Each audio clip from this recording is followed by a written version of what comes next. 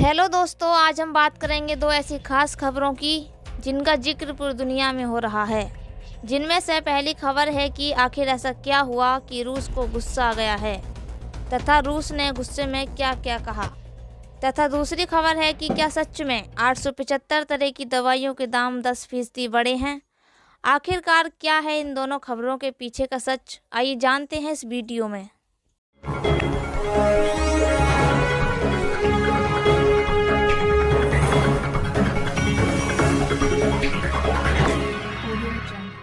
नमस्कार दोस्तों, स्वागत है आपका ग्लोबल न्यूज़ में। देश विदेश की हर छुपी खबर को जानने के लिए आप हमारे चैनल को कर सकते हैं सब्सक्राइब।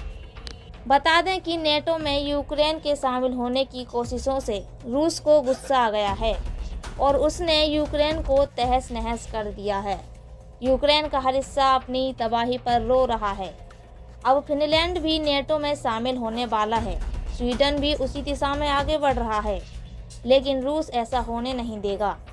रूस ने फिनलैंड को सीधे सीधे धमकाते हुए कहा है कि वो अगर नेटो में शामिल होता है तो उसे गंभीर नतीजे भुगतने होंगे। फिनलैंड के नेटो में शामिल होने की प्रक्रिया शुरू होने के बाद क्रेमलिन की ओर से इस संबंध में कड़ी आपत्ति जताई गई है। रूस की ओर से चेतावनी देते हुए कहा गया है कि उसे जवाबी कदम उठाने के लिए मजबूर किया जा रहा है। रूस के विदेश मंत्रालय की ओर से जारी एक बयान में कहा गया है कि फिनलैंड का यह कदम निश्चित तौर पर द्विपक्षीय रिश्तों को नुकसान पहुंचाएगा। इसके साथ ही उत्तरी यूरोप में सुरक्षा स्थायित्व की स्थिति भी प्रभावित हो गई है। बता दें कि फिनलैंड के नेताओं ने नाटो में शामिल होने को लेकर सहमति जताई है। गुरुवार को फिनलैंड के राष्ट्रपति प्रधानमंत्री नाटो में शामिल होने के लिए आवेदन करने के पक्ष में सामने आए। फिनलैंड खुद की सुरक्षा को लेकर चिंतित है। ऐसे में नाटो में शामिल होने के कदम को उसी का हिस्सा माना जा रहा है। इस बारे में फिनलैंड के राष्ट्रपति साउली निनिस्टो प्रधानमंत्री सना मारिन ने घोषणा की है कि देश को नेटो की सदस्यता के लिए तुरंत आवेदन करना चाहिए।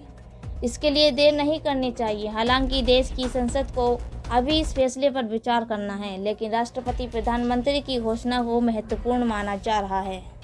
गौरतलब है कि फिनलैंड रूस के साथ 1300 किलोमीटर की सीमा साझा करता है। अभी तक फिनलैंड ने नाटो से दूरी बनाए रखी थी, लेकिन यूक्रेन युद्ध के बाद से वह इस ऐतिहासिक कदम की ओर आगे बढ़ रहा है। उम्मीद जताई जा रही है कि नाटो में शामिल होने के अंतिम फैसले की रविवार को घोषणा हो जाएगी। स्वीडन ने कहा है कि वह भी रविवार को ही अपना अंतिम फैसला सुनाएगा। अब बात करते हैं अगली खबर की। क्या सच में 875 तरह की दवाइयों के दाम 10% बढ़े हैं? पहले पेट्रोल, फिर एलपीजी गैस, फिर आटा और अब जरूरी दवाइयों के दाम आसमान छू रहे हैं। आम आदमी हो या अस्पताल के पलंग पर लेटा हुआ सांसों से लड़ता हुआ बीमार मरीज, इन सब के ऊपर महंगाई का बोझ इतना बड़ा है कि न सिर्फ उसका कंधा और कमर बल्कि उसका आत्मविश्वास और उम्मीद भी महंगाई के इस बोझ तले दब गई हैं। इस साल अप्रैल से ऐसी जरूरी दवाइयों की कीमतों में इजाफा हुआ है जो हर दूसरे और चौथे मरीज की ज़रूरत है। ऐसे में मरीज या तो बीमारी को बढ़ने दे या अपने खीसे को पूरी तरह से टटोल कर खाली करे और दवाई खरीदे।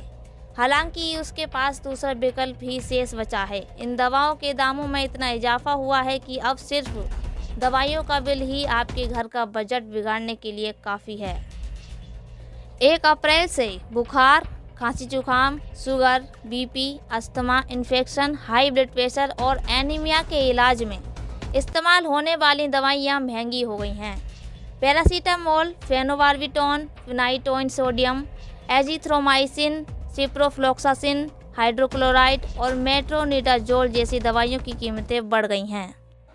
दरअसल सरकार ने शेड्यूल दवाओं के लिए 10% से ज़्यादा की बढ़ोतरी की अनुमति दी है।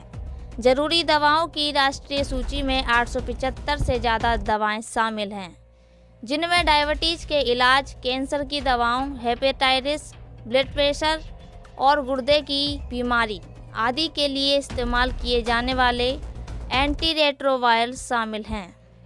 बता दें कि नेशनल फार्मास्यूटिकल प्राइसिंग अथॉरिटी ने शेड्यूल दवाओं में 10.9% दाम बढ़ने की सिफारिश की थी, जिसके बाद सरकार ने अथॉरिटी की दवाओं में 10% तक की बढ़ोतरी की अनुमति दी है। इसके बाद अथॉरिटी ने दाम बढ़ोतरी की घोषणा की। दवाइयों पर नई प्राइस हाइक 1 अप्रैल 2022 से लागू हो चुकी है। जिन दवाओं के दाम बढ़ने की घोषणा की गई है, ये सारी दवाइयाँ जरूरी मेडिसिन की सूची में शामिल हैं। अनुमान था 2% का, बढ़ोतरी हुई 10.9%। 23 मार्च को भारत में दवाइयों की कीमतों को नियंत्रित करने वाली सरकारी नियामक agency national pharmaceutical pricing authority ने कंपनियों से थोक मूल्य सूचकांक के आधार पर कीमतें बढ़ाने के लिए जरूरी दस्तावेज जमा करने को कहा था। तब अनुमान लगाया गया था कि 1 अप्रैल से सभी जरूरी दवाओं के दाम करीब 2% तक बढ़ सकते हैं, लेकिन वास्तव में यह इजाफा 10.9 तक पहुंचा। दरअसल जो कंपनियां जरूरी दवाओं की नेशनल लिस्ट का हिस्सा नहीं हैं, उन्हें अपनी कीमत सालाना 10% तक बढ़ाने की अनुमति है। वर्तमान में दवा मार्केट का करीब 30% से ज़्यादा डायरेक्टर प्राइस कंट्रोल के अधीन है। दोस्तों, आज के लिए बस इतना ही। फिर मुलाकात होगी ऐसी ही नई खबरों के साथ। तब तक के लिए जय हिंद, जय भारत।